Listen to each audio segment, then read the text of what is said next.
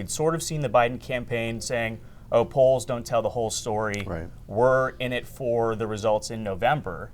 But we've also seen them take these concerted steps, like sending President Biden to all these battleground states, like spending $30 million on targeted ad campaigns that indicate they are very worried, but they have the funds necessary to theoretically combat the problem. Welcome to Reporter's Notebook, where we talk to the Washington Examiner's top journalists about the stories breaking on their beats.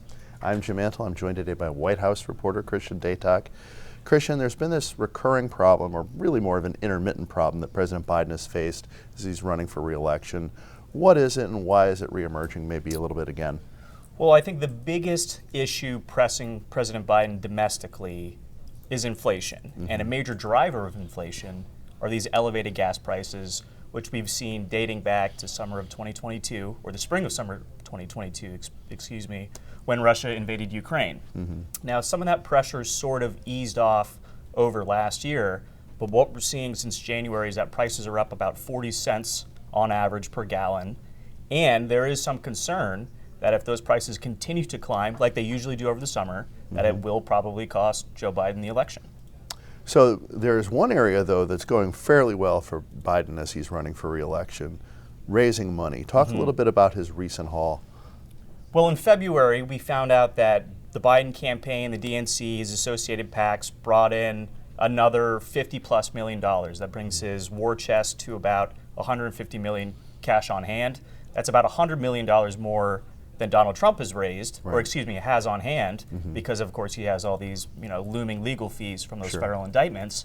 And the Biden team is putting that money to good use. They're spending it, at least so far, on targeted advertising, trying to win back support from non-white voters.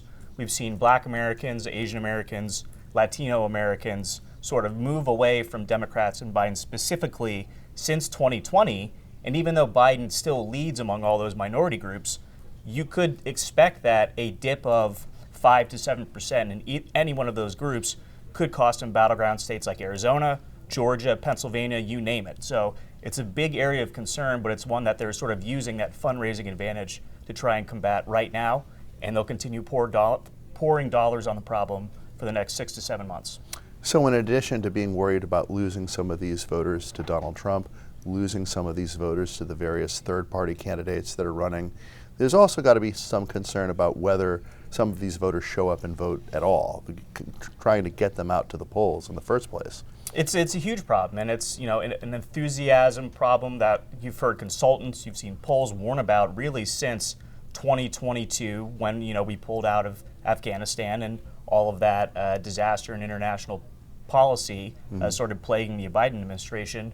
But I think it's one that, given this sort of quote-unquote existential threat that Donald Trump poses to America, that the Biden team and Democrats writ large are trying to express to the American public, some of these Democrats who have soured on President Biden right now, they might not have even realized that Trump would be the nominee, given all of his legal problems.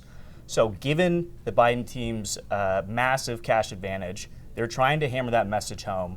It's too early to say whether or not those people will flip the light switch back on and show up in November. But again, it's a serious area of concern. And we'd sort of seen the Biden campaign saying, oh, polls don't tell the whole story. Right. We're in it for the results in November.